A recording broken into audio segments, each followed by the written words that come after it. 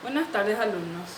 Hoy estoy desde mi casa, ya no nos podemos ir a la facultad para firmar, entonces ahí les va un video bien casero. ¿Está bien? Bueno, como ustedes me pidieron, hoy vamos a dar repaso de tejido conectivo y ya la próxima clase vamos a empezar con el tejido conectivo especializado. ¿Está bien? Bueno, hablando un poco del tejido conectivo, ustedes ya saben que el tejido conectivo se le denomina tejido de sostén. ¿Por qué tejido de sostén? Porque es el que representa el esqueleto que va a sostener a los tejidos que luego van formando órganos. ¿Sí? Entonces, esqueleto porque sostienen los tejidos y los órganos. Ahora, ¿de qué está formado el tejido conectivo? Al tejido conectivo, que también le consideramos tejido conjuntivo o corium, está formado o siempre tiene que estar formado por células y una sustancia extracelular. Ahora, las células, ¿se acuerdan que pueden ser fijas y migrantes? ¿Qué quieren decir fijas? Las fijas son los que se encuentran sí o sí en el tejido conectivo. Y las migrantes, las que provienen de otras estructuras de nuestro organismo. A las fijas le vamos a considerar a los fibroblastos, a las células reticulares, mesenquimáticas y los adipocitos, o los adiposos, las células adiposas. Y las mesenquimáticas, como dijimos, provienen de otros órganos, que específicamente sería el torrente sanguíneo. ¿Está bien? Ahora, ¿cuáles son las células del torrente sanguíneo? Nosotros vamos a ir viendo, ¿se acuerdan que el tejido sanguíneo es un tejido conectivo especializado? Entonces es ahí donde vamos a ir estudiando sobre estas células migrantes, ¿sí? Pero serían los monocitos, los macrófagos, los leucocitos, todas las células que provienen del torrente sanguíneo. Ahora, las células y la sustancia extracelular. A la sustancia extracelular también le podemos llamar de una matriz extracelular. ¿Cómo está formado? ¿Qué encontramos en la sustancia extracelular? Encontramos fibras y una matriz amorfa. Ahora, ¿cuáles son las fibras? ¿Se acuerdan que son tres tipos de fibras? Las fibras de colágeno, las reticulares y las elásticas, ¿sí? Y la sustancia amorfa o matriz amorfa, donde encontramos los glucosaminoglucanos, los proteoglucanos y también las glucoproteínas multiadhesivas. ¿Qué es lo que hacen estas estructuras, estas sustancias que se encuentran en la matriz amorfa? Van a servir para dar un microambiente adecuado a todas las células que encontramos en él y también para unir, para adherir, como dice, multiadhesivas, unen unas estructuras con otra, o sea que establece una relación entre ellas. Las fibras de colágeno son las fibras más frecuentes, son las fibras más abundantes de nuestro cuerpo, ¿sí? ¿Cuál es la función de estas fibras? Sobre todo es fortalecer el tejido conectivo. ¿Se acuerdan cómo estaba conformado las fibras de colágeno? ¿Sí? Presentan fibrillas y cuando vemos las fibrillas van a dar haces bien gruesos, ¿sí? Y va a servir para darle sostén a nuestro tejido conectivo. En los preparados teñidos con la hematoxilina y eosina, que son nuestras tinciones más utilizadas, la tinción más común que nosotros vemos en histología, ¿cómo vamos a ver a las fibras de colágeno? Vamos a ver de color rosa claro. ¿Por qué rosa claro? Porque las fibras de colágeno se tiñen con la eosina. Ahora, estas fibras de colágeno, en comparación a las otras fibras que vamos a ir viendo, siempre tienen que tener en cuenta, ya dije, forman haces gruesas, entonces nosotros vamos a ver también bien en grandes cantidades las fibras de colágeno, ¿ok? Ahora, los colágenos se clasifican, hay 28 tipos de fibras de colágeno. Ahora, ¿cuáles son las más comunes, las que encontramos en mayor cantidad en el organismo, en el ser humano? Las tipo 1, 2 y 3. Esto representa 80-90% del total de colágeno, ¿sí? Como es el que hay en mayor cantidad en nuestro organismo, entonces se le considera colágenos clásicos. Esto tienen que saber, ¿tá? Ya dijimos que las fibras de colágeno se tiñen con la hematoxilina y eosina, entonces, específicamente con la eosina. Entonces nosotros vemos de color rosa. Todo lo que ustedes están viendo, estas fibras, estos haces, son fibras de colágeno, ¿tá? Acá también son fibras de colágeno, pero ¿qué es lo que vemos acá? Vemos que estas fibras de colágeno están teñidas con una tinción específica. A esta tinción, que le da una coloración azulado o que tiñe de un color azulado a las fibras de colágeno, le denominamos tinción de Mallory o también Mallory Assam. Acá todo lo que vemos de color rojo también son fibras de colágeno. En este caso también es una tinción específica. Específicamente la tinción de Van Giens, ¿sí? Siempre le da una coloración más roja a las fibras de colágeno. Y esta también es otra tinción específica que específicamente habla en el Fingeneser en la 4ª edición. ¿Okay? Entonces, si tienen de la 3ª edición, tienen que mirar también de la 4ª. ¿Qué es lo que vemos? Todo lo que vemos, estas fibras de color rojo, es una tinción que se le denomina rojo cirio, ¿sí? Entonces tenemos 3 tinciones específicas que van a ir tiñendo a las fibras de colágeno. Nuestras segundas fibras son las fibras reticulares. Fibras reticulares, ¿por qué lleva ese nombre de reticulares? Porque son fibras, en este caso, en comparación con las fibras de colágeno, ya son fibras más delgadas, ¿sí? Y esas fibras delgadas, que son sintetizadas por las células reticulares, que son nuestras células fijas, entonces van a ir formando como una red.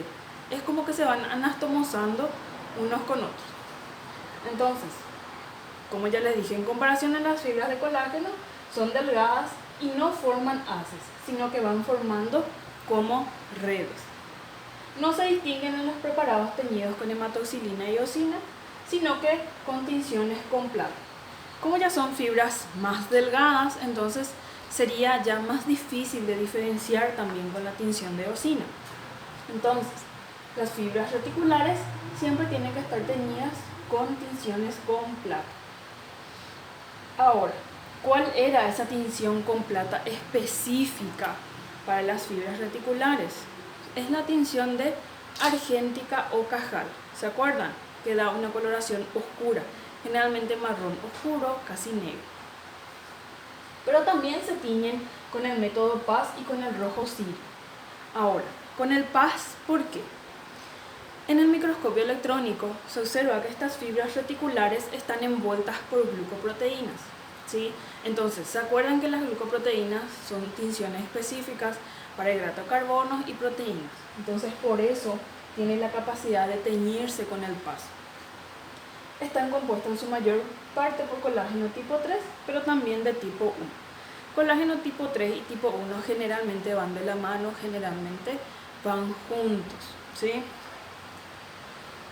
Entonces, las fibras reticulares, todas estas estructuras que ustedes están viendo de color oscuro, marrón o negro, son las fibras reticulares que van formando como una red. Es como que se van anastomosando unos con otros.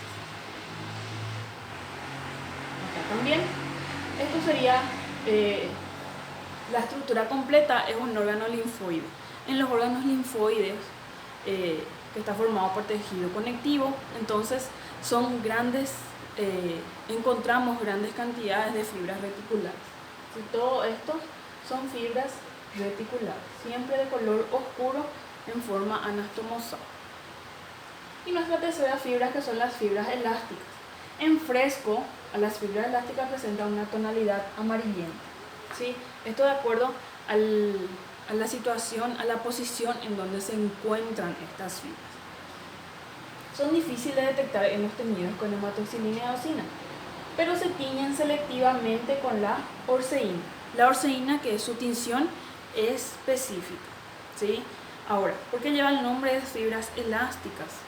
porque son fibras que le dan elasticidad a ciertas estructuras en donde requieran esa elasticidad. Se les confiere un color marrón rojizo, ¿sí? Generalmente vemos de color rojo. Y también pueden teñirse con azul negro de resorcina o fucsina. Esto también es una tinción específica que habla en el Fingeneser de la cuarta edición, ¿está? Entonces tienen que tener en cuenta. Como su nombre ya dice, va a teñir de color azul negro, azul oscuro. No solo se encuentran como fibras, sino también como membranas en las paredes arteriales.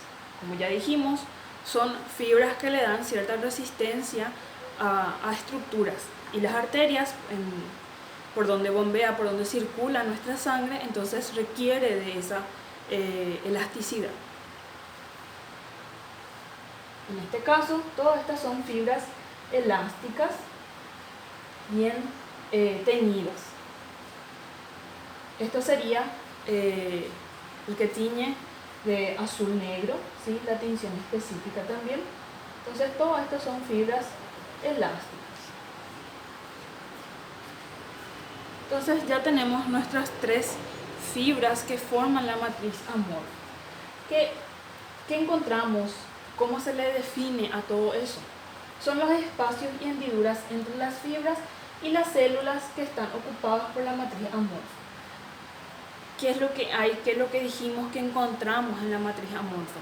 Los glucosaminoglucanos, los proteoglucanos y las glucoproteínas multiadhesivas. Entonces las estructuras también contienen agua, sales y otras sustancias. ¿Está? Y como ya dijimos, el componente principal de la matriz amorfa son los proteoglucanos. De todo esto nosotros ya habíamos hablado en la clase, qué es lo que hacen, ¿verdad? Entonces los proteoglucanos son sustancias que están compuestas por distintos tipos de cadenas de polisacáridos. Las cadenas de polisacáridos de los proteoglucanos se denominan glucosaminoglucanos. Ahora, ¿cuáles son, cómo le clasificamos o cuáles son los proteoglucanos que encontramos en mayor cantidad en la matriz amorfa? El hialuronano, que es el glucosaminoglucano más abundante en el tejido conectivo. Entonces si bien nosotros en las imágenes no vamos a poder decir esto es un glucosaminoglucano, pero son preguntas que tienen que saber para tanto la parcial, para todas las evaluaciones que se le hace en forma teórica. Otro de los proteoglucanos son el condroitinsulfato, el dermatansulfato, el queratansulfato y el heparansulfato. ¿Cuál es la diferencia entre estos sulfatos y el hialuronano? El hialuronano no es sulfatado, ¿está? Es la más abundante y no es sulfatado. ¿Cuáles eran? ¿Se acuerdan? Las glucoproteínas multiadhesivas, específicamente las fibronectinas, que es una glucoproteína, se encuentra en la matriz extracelular como fibrillas insolubles y en forma soluble ¿en dónde? En la sangre y en otros líquidos tisulares. Entonces también estos conceptos tienen que ir manejando en la parte teórica. Otro de las glucoproteínas multiadhesivas son la laminina, la hectanina y la tenasina.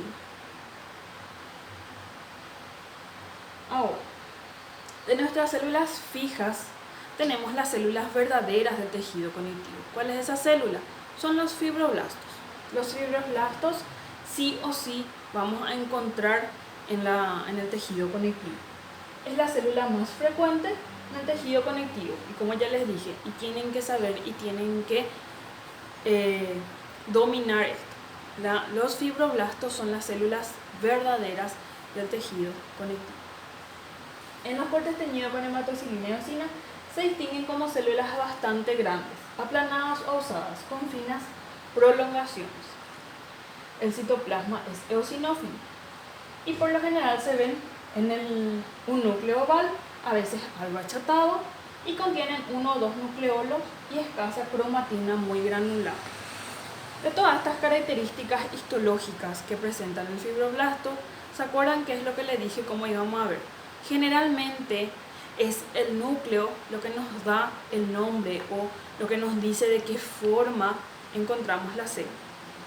Entonces, en los fibroblastos muchas veces no vamos a diferenciar el citoplasma, pero generalmente vamos a ver a los núcleos en forma aplanada, en forma achatada. Entonces, sería la estructura del fibroblasto. El núcleo generalmente presenta nucleolo, presentan prolongaciones y todo el citoplasma que es bien amplio. Entonces, en la imagen histológica vamos a ver de esta forma.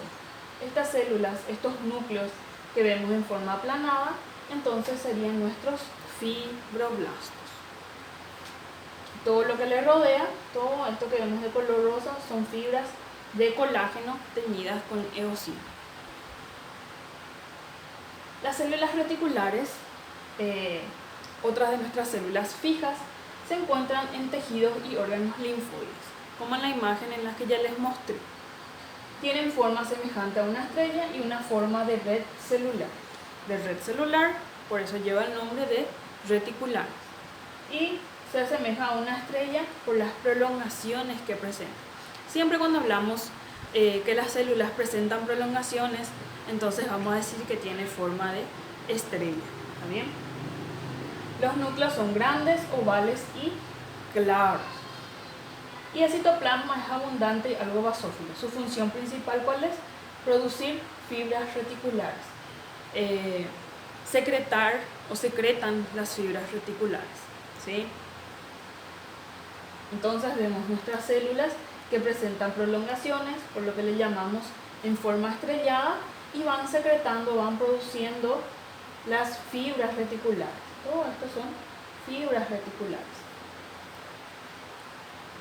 Las células mesenquimáticas, el mesénquima, que es un tejido primitivo del feto, sintetizan matriz extracelular en el feto mismo. Estas células mesenquimáticas luego pasan a ser fibroblastos. Después del nacimiento, entonces todas las células mesenquimáticas van siendo transformadas en fibroblastos. El tejido conectivo mucoide es otro tipo de tejido conectivo, pero en este caso encontramos en el cordón umbilical del feto. ¿Cómo le denominamos a este tejido conectivo mucoide? Gelatina de Wharton. ¿Sí? Son también nombres, otros nombres más, que tienen que ir sabiendo para la teoría. ¿Okay?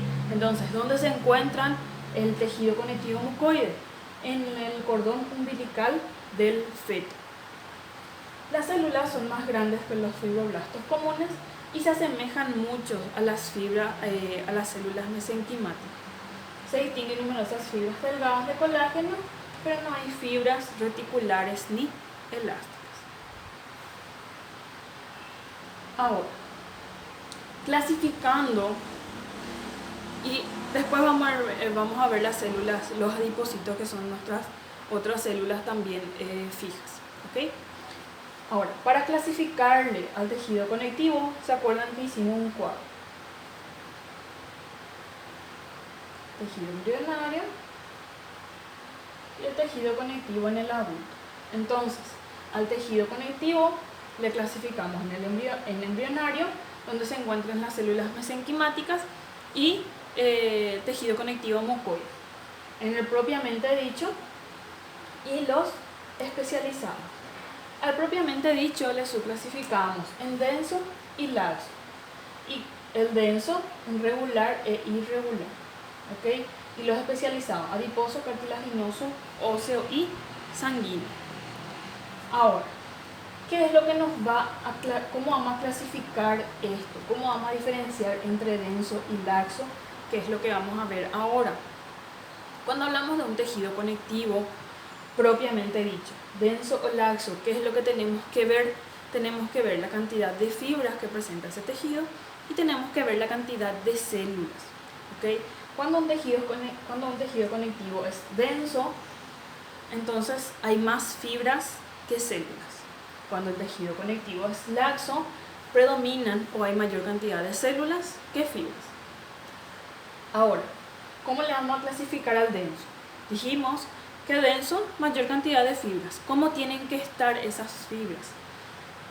Le vamos a llamar de regular, denso regular, cuando las fibras todas van en una misma dirección. ¿Ok? Ahora, irregular, cuando esas fibras van en diferentes direcciones.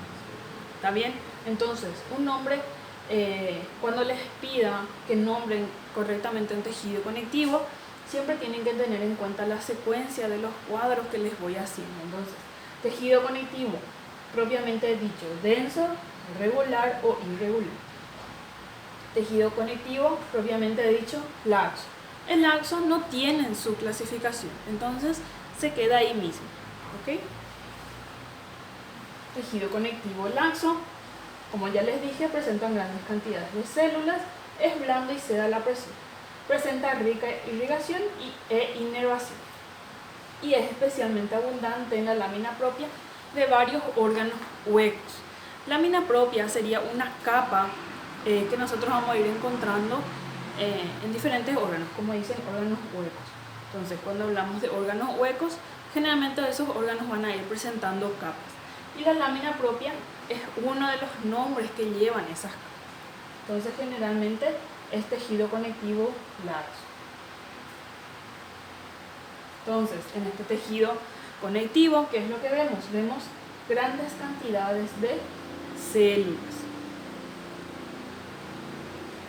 Tejido conectivo denso, más fibras que células. Entonces predominan las fibras respecto a la cantidad de células.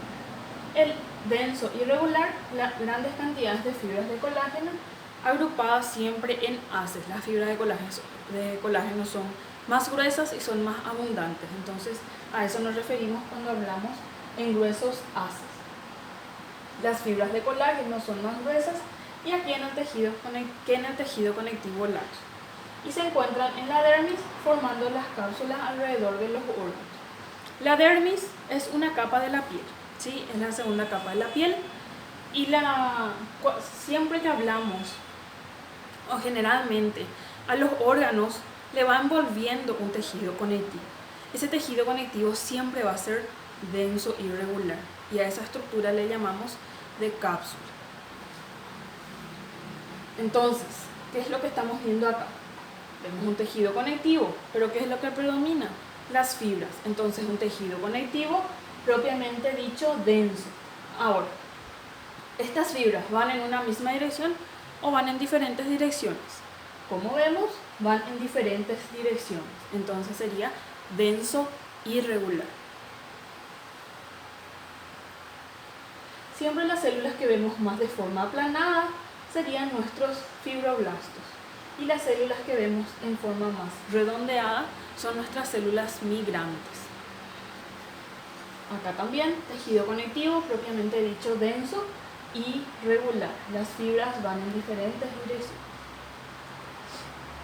Y el regular, esas fibras de colágeno, que son las que predominan, van en una misma dirección. ¿Dónde encontramos tejido conectivo propiamente dicho denso regular? En los tendones y ligamentos. Después, siempre que hablamos de tejido conectivo que no sean estas estructuras, va a ser tejido conectivo propiamente dicho denso irregular. Entonces, como vemos, tanto nuestras células adoptan esa forma y van en una misma dirección. Tendinocitos le llamamos a los fibroblastos que se encuentran en los tendones. Ok, esa es la clasificación entonces de nuestro tejido conectivo. Ahora, nuestra célula fija que nos falta son los adipocitos o el tejido adiposo. ¿Qué es lo que tenemos que saber? El tejido adiposo existen de dos tipos. ¿Sí? Es una forma especial de tejido conectivo, corresponde al 20% del peso corporal de una persona adulta y su principal función del tejido adiposo es el depósito de energía.